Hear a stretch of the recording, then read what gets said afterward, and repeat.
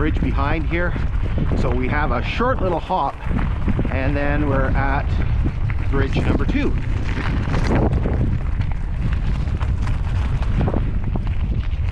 So there was one of these signs a little bit further back, you know, somebody trying to be humorous.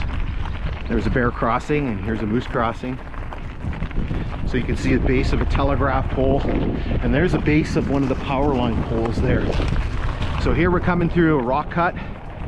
Maybe we can use this footage here. We shot it this morning, but it's cloudy now. So here you can see the cut is probably about 10 feet or so.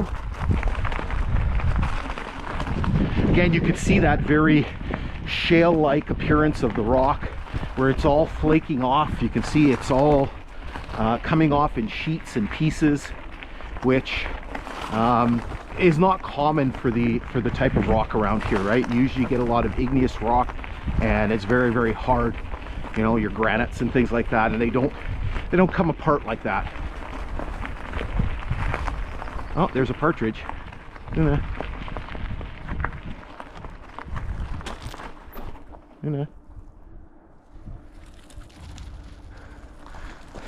She must be tired, because she would have been all over that usually. Okay, so we're approaching the bridge here. I'm just keeping my eye out to see if we see a flanger sign. There's no mileage markers on the bridge. Who knows, they might have gotten thrown in the river.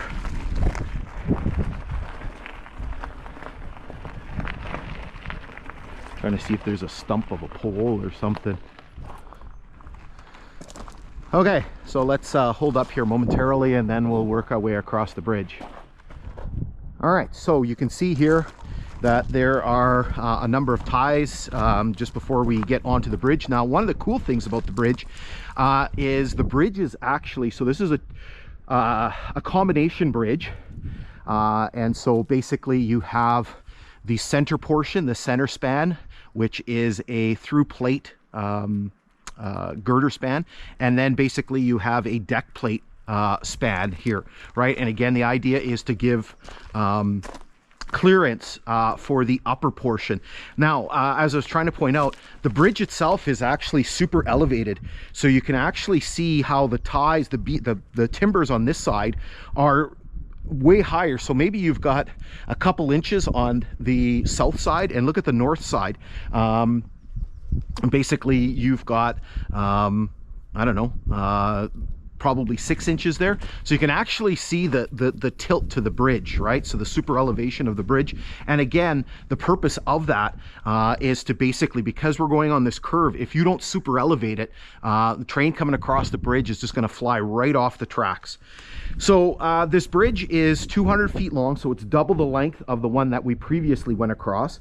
Again, it's divided up into 2 sections. I don't remember the height. I'll flash that up again. I lost my piece of paper.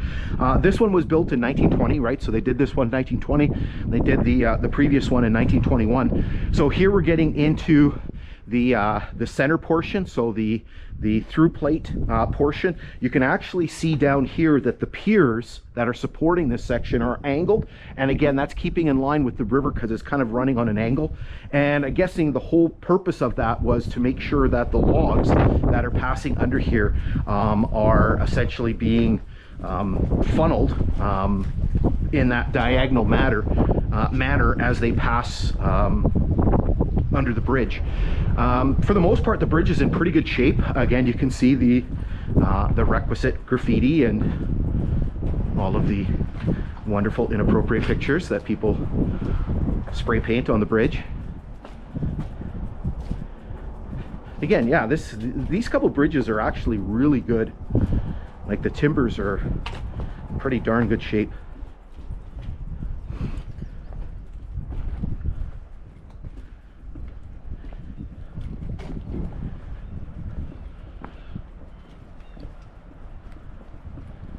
All right, so we've reached the western side. Again, you can see a whole bunch of ties here still in place. So what we're going to do is we're going to reuse some of the footage that we shot a couple of years ago, or 3 years ago, and we're going to use that instead of shooting some new footage. Okay, so we've made our way down to the northeast corner of the bridge. You can see the structure here. You can see the concrete abutments. You can see the deterioration of the concrete. Again, as you're going to see, this bridge is very old, and so that is not a big shock. So here you can see the length of the structure from the side. Again, we can't really get any further out just because of the curve of the river. What we're going to do is we're going to swing our way underneath. This is kind of neat. So it looks like you can see there's some actual woodwork here. This is probably either cribbing from when they formed the this concrete, or when they had the original structure here. You can see there's a big bolt that looks like it's in a piece of wood. We're going to try to scooch underneath here. Here you can see the piles in the water from the original, probably from the original trestle that was here. Again, here you can see more cribbing work. This, I guess, it was again to keep this from all sort of slipping down. We're going to make our way to a little bit wider spot here. Okay, so we've kicked ourselves out a little bit wider on the northwest corner. Again, here you can see the structure. I don't know how well you can see it. It might be a little backlit here, but right in front of us we actually have a telegraph pole that's knocked down. You can see some of the ceramic insulators are still on there. There is lots of Dominion 42s that of course nobody wants, and a broken one, probably a broken Brookfield or a Hemingway. And if we go over here, maybe we can get a little bit better shot of the bridge without kind of falling into the river. Again, you might be a little bit backlit here. Okay, so what we're going to do is we are going to jump the river and go take a look at things from the other side. All right, so we're down here on the south bank of the Blackwater River. You can see it is very, very quiet. It's a very, very calm morning. You can actually see the water lives up to its reputation. It is kind of very dark, and I don't know if that has to do with the soil that's underneath. So here you can see the bridge span. It is quite a lengthy span, and you can see that there are two kind of angled piers in the river here, and so they're kind of angled in the direction of flow, because the bridge kind of crosses a bit at a kind of a flat angle instead of a right angle. You can see the sections of the bridge here, and so you can basically see the three spans here. The northern span is much shorter than the southern span, and then basically you can see the middle bridge span here. I'm going to try to work my way this way a little bit.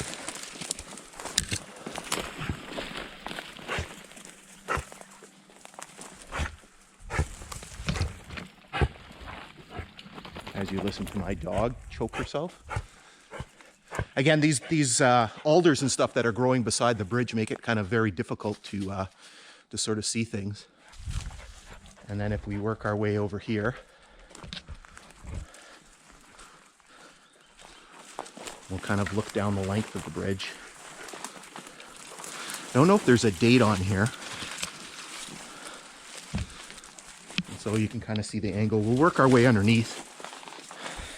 The usual graffiti here. My favorite smell, creosote. There's a date on, there it is right there. I don't know if you can see it, 1920. So this is right at the beginning of the CN era. So that is kind of neat to see. Okay, so we're going to jump back up on the grade, and we're just going to continue pushing our way south. We're almost at the end of our exploration for today.